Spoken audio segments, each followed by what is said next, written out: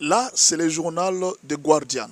The Guardian, c'est un journal anglais qui vient de publier certaines images satellites des cimetières du Rwanda à Kigali, les signataires de Kanonge, je crois, ou Kanombe. The Guardian montre qu'il y a des photos satellites qui ont montré les tombeaux de près de 600 soldats rwandais qui sont morts de la guerre de la RDC. En dehors de preuves que l'ONU avait déjà sur les soldats rwandais qui sont entrés en RDC, il y a des images satellites de l'extension des cimetières. Les cimetières a augmenté près de, c'est les cimetières pour les soldats, a augmenté près de 600 tombeaux. Et il se peut qu'il y a eu beaucoup de pertes de militaires rwandais. Ça, c'est le journal qui dit. Il y a eu beaucoup de pertes. Ce nombre-là, c'était un nombre de soldats qu'on transportait, qui était possible de transporter. Mais on avait laissé plusieurs cadavres qu'on a enterrés dans de fausses communes par le Rwanda, essayant à tout prix de cacher l'information pour dire que les soldats rwandais sont en RDC.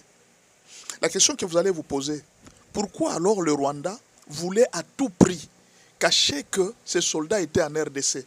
C'est parce que dans l'accord avec les Occidentaux, il ne fallait pas que l'on sache que le Rwanda opère en RDC. C'était l'accord comme ça. Il fallait que ça soit secret. Il fallait vraiment que ça soit secret. Ce qui fait que plusieurs militaires sont morts au Rwandais. L'instruction était unique. Vous amenez les cadavres. Vous ramenez tous les cadavres si possible. Si vous ne savez pas les ramener, enterrez-les sur place. Qu'il n'y ait pas de traces. Ce qui fait qu'en RDC, on va découvrir plusieurs fausses communes des militaires rwandais qui sont entrés en RDC. Demain, peut-être, ça c'est le The Guardian. Il y a maintenant des frustrations au niveau des familles. Les familles sont en train d'aller demander des cadavres de leurs frères morts en guerre. On ne veut pas leur donner. Parfois, il y a même des cercueils qui viennent vides sans cadavre. On dit que non, c'est votre frère qui est mort, mais on ne vous dit pas clairement il est mort de quoi. Ce qui fait que certaines familles, notamment des Rwandais qui sont de la diaspora, commencent à faire du bruit par rapport aux morts de leur famille qu'on a enterrés.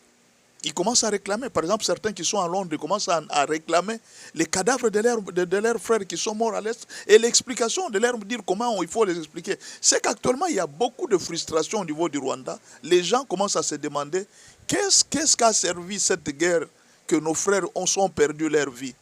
Ne vous en faites pas, on vous montre une certaine image d'une grande victoire. Le M23 est entré à Goma et tout ça. Au moment où je vous parle, ne voyez pas toutes ces images qu'on est en train de vous montrer, Nanga sur le stade, Willy Ngoma en train de parler, ne vous en faites pas sur ces images. Au moment où je vous parle, c'est le moment de décompte final.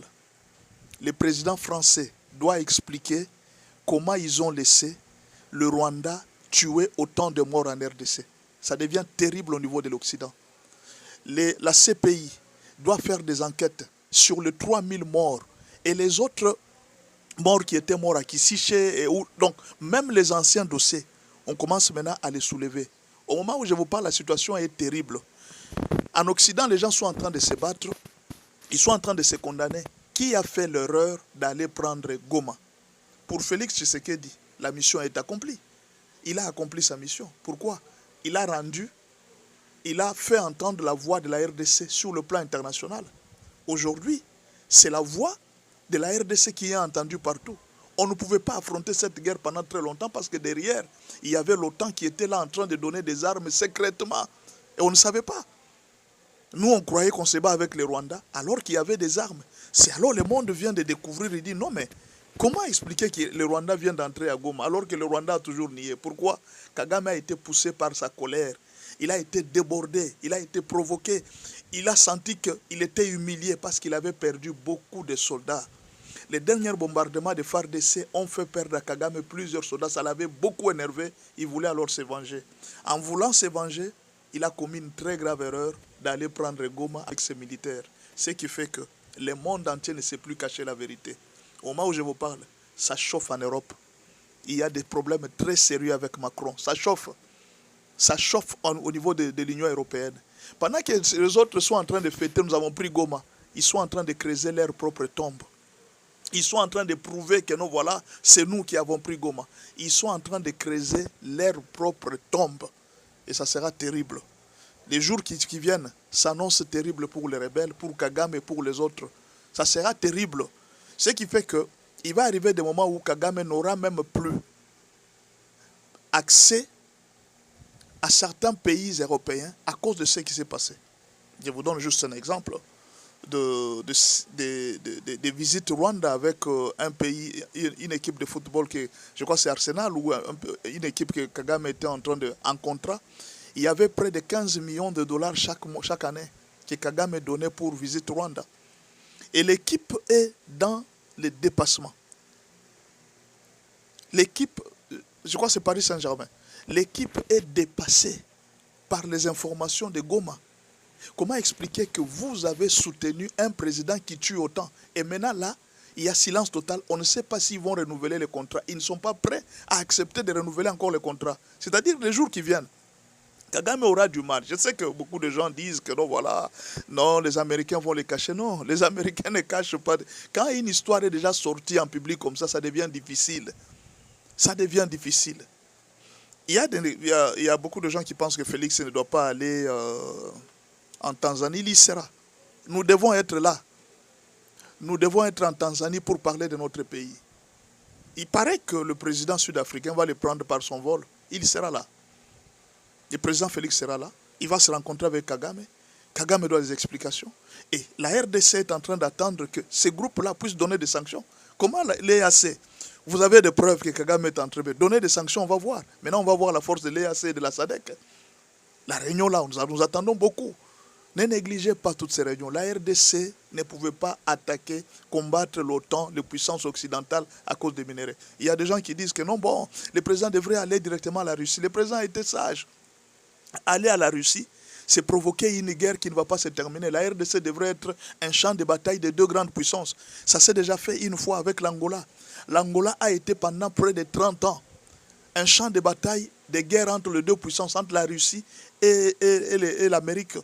Ça s'est passé en Angola. Si aujourd'hui vous voulez engager la Russie dans cette guerre, nous allons faire souffrir encore davantage. Les 30 ans que nous avons souffert de guerre, ça peut se prolonger encore jusqu'à 60 ans. Ce que le président Félix est en train de faire, c'est une bonne chose. Crier. Vous savez, quand quand un voleur entre, même un bébé peut le faire fuir. Pour arrêter un voleur, la meilleure façon, c'est de crier. Voleur, voleur! Quand il va entendre que non, on m'a vu, il aura peur et il va fuir. C'est ce qui se passe maintenant.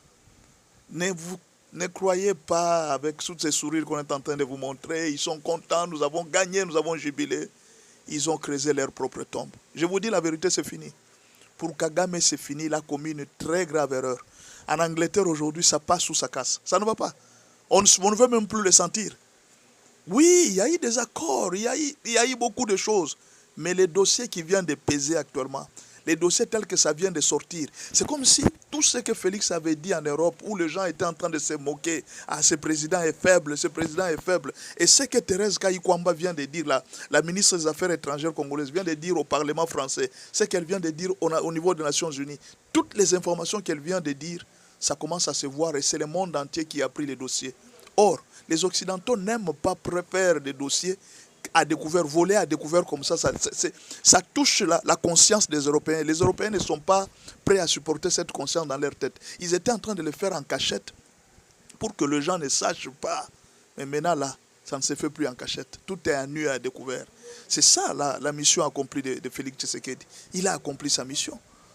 Pour le moment, je vais vous dire que même cette guerre, elle va vers sa fin. Même s'il y aura des négociations, même pas, il y aura... Parce qu'actuellement, ce que le Burundi a fait aussi, c'est une très grande action. Le Burundi envoie 12 000 soldats pour dire que si vous ne faites rien, bientôt la région sera en feu.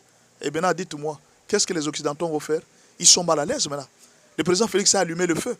Il a allumé le feu entre l'Afrique du Sud et le Rwanda. Ça devient terrible. Maintenant, on commence à craindre un embrasement de la région. Ça sera dans les comptes de qui? De la France, des États-Unis? Qui va accepter de prendre la charge? C'est là, ça devient un problème. Et maintenant, on commence à voir l'après Kagame. Qu'est-ce qui va se passer avec Kagame? Bien sûr, vous êtes en train d'avoir peur. Oh non, notre pays, il n'y a plus rien. Nous avons déjà gagné cette guerre. C'est fini. Sur le plan diplomatique, c'est fini. Vous pouvez faire